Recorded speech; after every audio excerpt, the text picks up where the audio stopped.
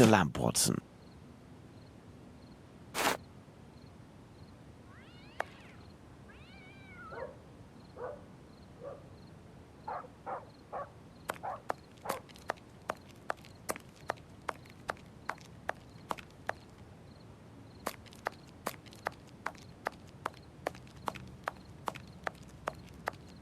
This dark and narrow passage leads to St. James's Place.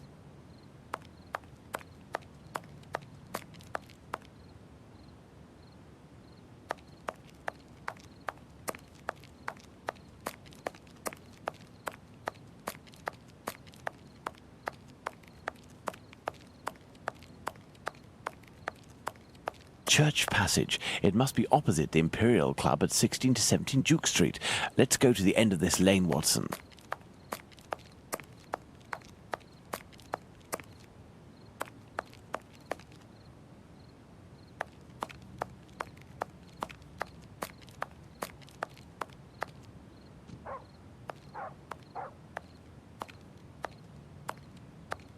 Hello, you must be Abraham Solomonovich, am I right? Yes, that's me. But I know you. You brought a lad to my place to take care of a cat, and I loaned you my mask. That's me. May I present? Dr. Watson, of course. Delighted. And you? I have known for a few days that you are a detective by the name of Sherlock Holmes. Is that so? You don't miss a thing, do you? It was the children who gave me away. Am I right? They didn't want to, but I gained their confidence by offering them a small comb and half a cake. They made a good deal out of it, so I don't blame them. However, I must request, as a personal favor, that you do not reveal my identity. You have my word. Curiosity is just killing me, as you may have guessed. Would it be breaking an oath to confide in me the nature of the investigation that you are leading? Does this spot where we are now in Mitre Square mean anything to you? A demon lives in this city, Mr. Holmes. These unmentionable acts degrade the human race and put the Jewish community in terrible danger. Lots of rumours are circulating, but they are but rumours. I see you're leaving the Imperial Club. It's a stone's throw away from Mitre Square, and the two recent murders were most probably discussed in there. Do you know if anyone from the club saw or heard anything that night? Yes, Mr. Holmes. That night, 3 members of our club saw a woman talking to a man at the very spot where we are standing, a few minutes before the body was found, at the end of this passage. Fantastic, Holmes. Calm yourself, Watson. There is nothing at the moment to suggest it was the victim. Can we meet these members? I am afraid that won't be possible. As soon as the police heard the evidence of these men, they were sworn to silence. I understand. But you are working for the good, and I must tell you what I know. One of the 3 men, my friend Joseph, left that night with 2 other members of the Imperial Club, Harry and another Joseph.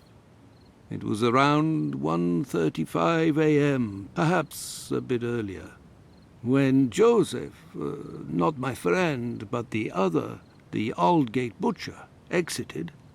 He saw a man and a woman in discussion at this very spot where we are. These men must have been about 16 feet away from the couple. That's about right.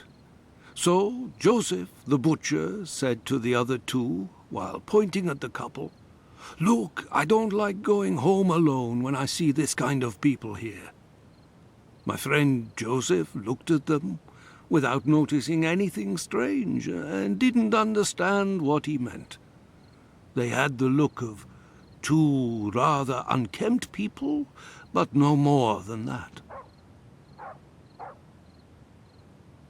After the murder, did these 3 men tell the police what they had seen? Not quite. Harry stated that he hadn't seen the couple. As for Joseph, the butcher, even though he was the one who commented on them and pointed them out, said that he couldn't remember anything except that the man was about 3 inches taller than the woman, who was 5 feet tall, no more. My friend Joseph, on the other hand, did his best to cooperate with the police.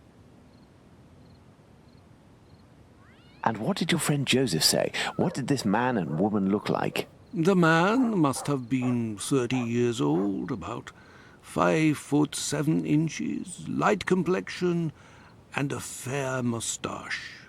He wore a loose, dark jacket, a grey cap, and a red scarf around his neck. But he said that he only saw him for a brief instant, and it would be impossible to recognize him. And the woman? He only saw her from behind. She had her hand on the man's stomach and seemed to be pushing him. He said that he remembered that she was small, was wearing a black jacket and a black bonnet. After his testimony, the police took him to see the clothing of the deceased, and Joseph said that they looked identical to those of the woman he had seen.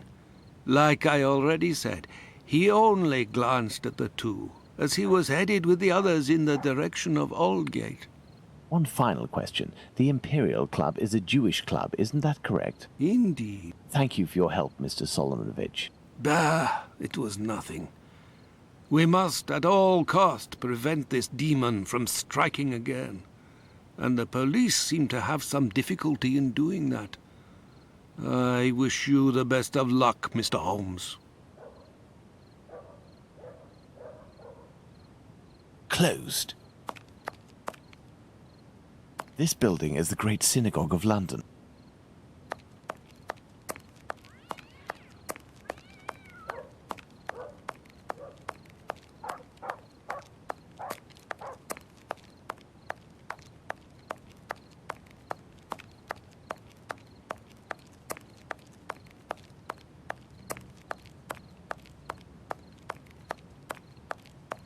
This is Mitre Street, from where Watkins, the constable who found the body, came. Well, let's find the spot where Edow's body was discovered.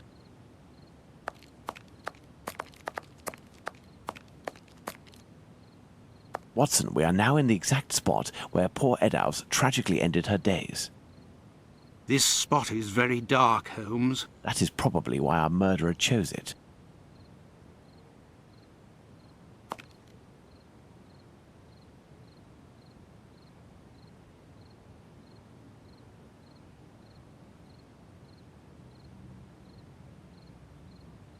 The head is turned towards the left. The murderer must have been on the right side of his victim.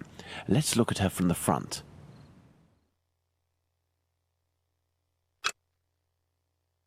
The eyelids were cut off.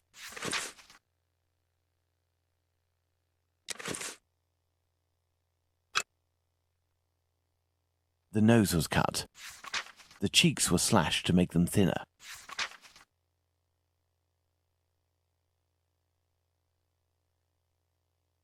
There is but one wound, Watson. It goes from the left side and descends in a slight oblique towards the right side.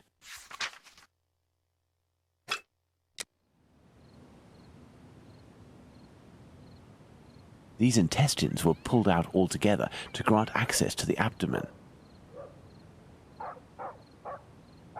The main incision goes from the sternum all the way down to the groin. The murderer opened this abdomen as if it were an animal carcass. A kidney was removed. The uterus was removed. A thimble is located right beside one of the victim's hands, just like Chapman's sachet of pills and Stride's pastils. The inside of the thighs is clean. Once again, there were no sexual relations between the victim and her murderer. Part of this apron is missing. We will follow up on that shortly. Do these objects spread out by the victim remind us of anything, Watson? My goodness, Holmes, it was a slaughter. Understand, Watson, that our killer had neither the time nor the conditions to bother with the niceties. He had no more than 7 or 8 minutes at most to kill the woman, open her up, and all the while in total darkness. Holmes, it's a woman, a poor victim you're talking about. Consider all the time this man lost and the risks that he actually took by cutting the victim's face and the lower abdomen in around 20 precise spots, especially the lungs and the liver. These attacks, which I considered gratuitous, are, in fact, nothing of the sort, and have as much sense as the removal of the organs. Watson, we must now consult our timescale. We began in Dutfield's yard, but this time we will try to recreate the actions of certain people, in this case, those of the two policemen.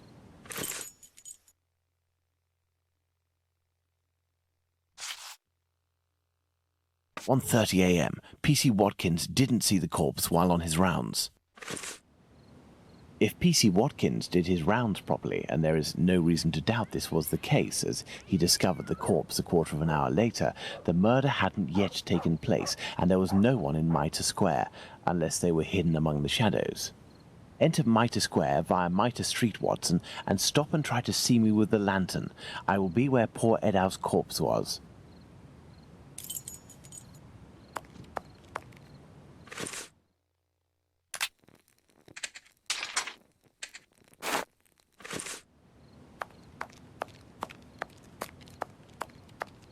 I see you, Holmes. Perfect, Watson. Let's look at our timeline, Watson.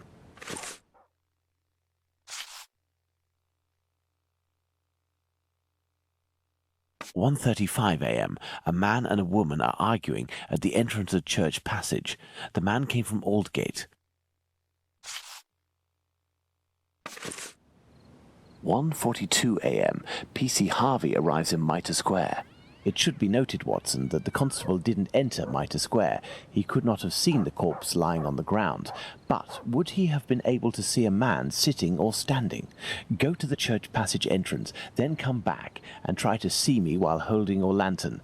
I will stay at the spot where the victim was discovered."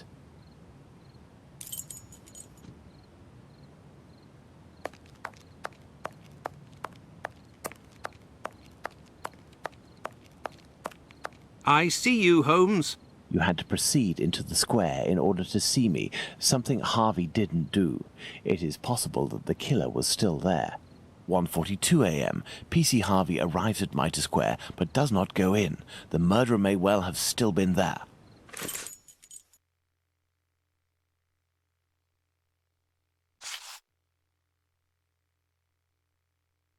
1:44 a.m. The body is discovered.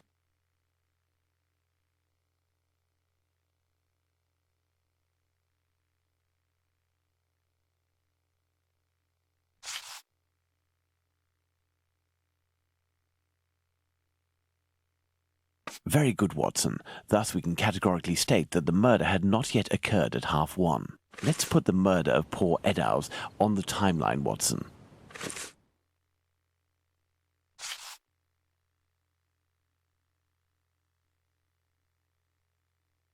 "1:35 and 1:42 a.m. The murder would appear to have taken place between these times, that is to say, within 7 minutes. Agreed, Holmes. But does this really prove that our killer had the time to perpetrate these two murders? Let's look at our timeline, Watson. There, Watson. We are now certain that the murderer really had the time to commit these two murders. Incredible! Let's look at our deduction board, Watson.